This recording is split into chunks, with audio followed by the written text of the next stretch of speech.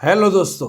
तो चलो आज बात करते हैं कैनरा बैंक की। ये जो स्टॉक है ये क्यों पिक किया पहले ये देखते हैं। देखो इसका भी करंट प्राइस चला है 108, आज का करंट मार्केट का प्राइस है, और उसका बुक वैल्यू है 102।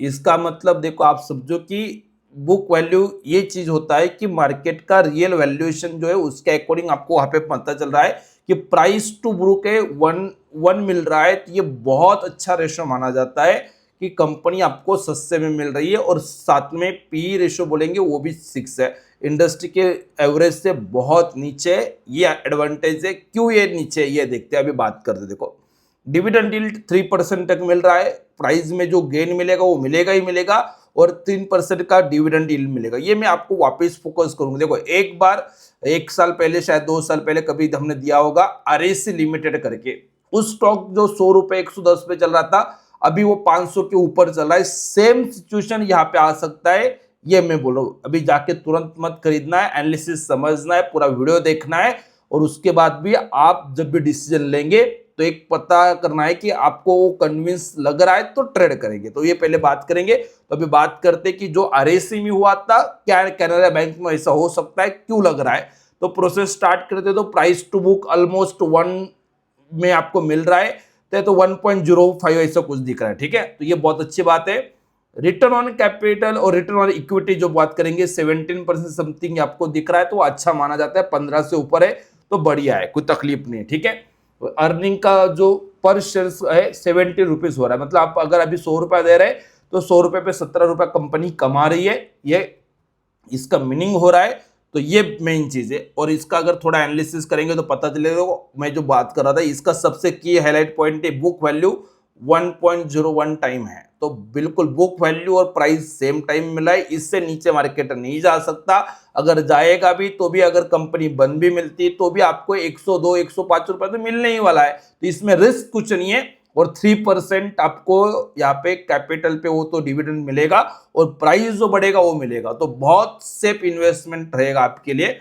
उसके बाद यहाँ पे अगर बात करते हैं तो जो सीएजार है 90% है लास्ट 5 ईयर का, तो बहुत अच्छा ग्रोथ दिखा हुआ है। डिविडेंड 19% आपको मिल रहा है। ये सब कुछ है। कुछ निगेटिव पॉइंट जरूर रहते हैं कि इंटरेस्ट रेट कवरेज थोड़ा कम दिख रहा है, अदर इनकम इंक्लूड है प्रॉफिट में 29,000 समथिंग का कुछ अदर इनकम आया हुआ है। तो ठीक है, कुछ इतना डिफिकल्ट बात नहीं है। ये कुछ ना कुछ निगेटिव तो हमें प्लॉट करना पड़ेगा, इसमें कोई बड़ी बात नहीं है। और एक चीज है कि प्रोमोटर का होल्डिंग यहाँ पे 6.4% से कम हुआ है। प्रोमोटर मतलब प्रेसिडेंट ऑफ इंडिया है, तो गवर्नमेंट कंपनी है तो थोड़ा बहुत माल बेचेगी, और कैपिटल बढ़ाने के लिए उनको कुछ कैश चाहिए, उसके लिए वो होता है। उसमें से ऐसा नहीं कि कंपनी में कुछ प्रॉब्लम है। तो ये अच्छी चीज है यहाँ पे। और इसके बाद अगर बात करेंगे प्रॉफिट वगैरह देखना है तो कंटिन्यूसली ग्रो हो रहा था। यहाँ पे देखो इस हिसाब से, तो ये जो 3,000 समथिंग करोड़ का जो मार्च 2023-13 में कमाई हो रही थी, तो 20,000 करोड़ का कमाई हो रही है। तो ये कंटिन्यूसली ग्रो हो रहा है, इसमें कोई तकलीफ नहीं है। आपको बिल्कुल यहाँ पे डटे रहना है। नेट प्रॉफिट भी बात करेंगे तो यहाँ पे आपको प्रॉफिट अच्छे से दिख रहा है। तो ये मोटा मोटी प्रोसेस है, इसमें मैं ज्यादा यहाँ पे आपको नहीं फोकस करूंगा। मेरे लिए इंपॉर्टेंट चीज रहेगा कि ये स्टॉक में अभी क्यों ले रहा हूं। तो ये देखो प्रोमोटर का होल्डिंग 21 से तो कांस्टेंट है, एक ही बार माल छोड़ा है उसके बाद सेम है, तो इसमें कोई बहुत गिरावट होगी ऐसी कुछ नहीं है। और उसके बाद जिसने लिया हुआ है एफआई और डीआई के पास भी माल है, और पब्लिक के पास भी माल है, तो प्रॉपर डिस्ट्रीब्यूशन है। ऐसा कुछ नहीं कि कोई एक चंक के पास मार्केट है।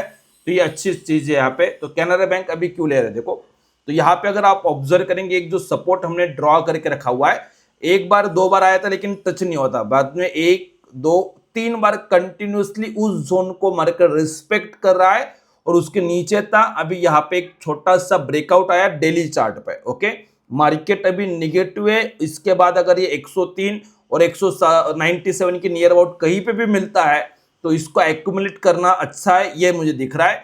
और ये मैं डेली चार्ट पे दिखा रहा हूं, वीकली चार्ट पे भी मैं आपको बता देता हूं कि वीकली चार्ट पे भी देखो एग्जैक्टली सेम प्रोसेस हुआ है। वहां पे मार्केट नीचे आया, ये एक जोन को ब्रेक करने की कोशिश कर रहा है। यहां से पहले 121 122 तक जाएगा, ये बिल्कुल एक रेंज रहेगा। यहाँ पे शायद 2 महीना जा सकता है, 3 महीना जा सकता है। नीचे 100 के नियर अबाउट एक सपोर्ट रहेगा, ऊपर 120 के नियर अबाउट एक रेजिस्टेंस रहेगा। इसके अंदर अंदर घूमेगा। जब भी 100 के नजदीक मिला हमें खरीदना है, और जब 120 121 को अगर क्रॉस कर जाता है क्लोजिंग बेसिस पे, तो इसमें अच्छा रैली स्टार्ट होगा, ये समझना है। तो ये वीकली का सपोर्ट यहाँ पे दिख रहा है, और मेन रीजन है यहाँ पे जो हम खरीदना चाहते हैं, तो ये मंथली चार्ट है। तो देखो आप देखेंगे यहाँ पे समझ में आएगा आपको कि जब यहाँ पे 2022 में ब्रेकआउट हुआ और अच्छा सा रैली आया हुआ, उसके बाद जब ये गिर रहा है तो एक सपोर्ट जोन बना के गिर रहा है।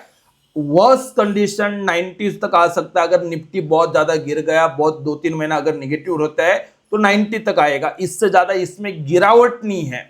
और इंपॉर्टेंट चीज क्या है कि जब मार्केट का निगेटिव साइकिल रहता है तो आपको स्टॉक ऐसे ढूंढना है कि जिसमें गिरावट ना हो, और जब मार्केट ऊपर चलना स्टार्ट होगा तो ये सबसे पहले भागेगा, ऐसा ही स्टॉक हो सकता है।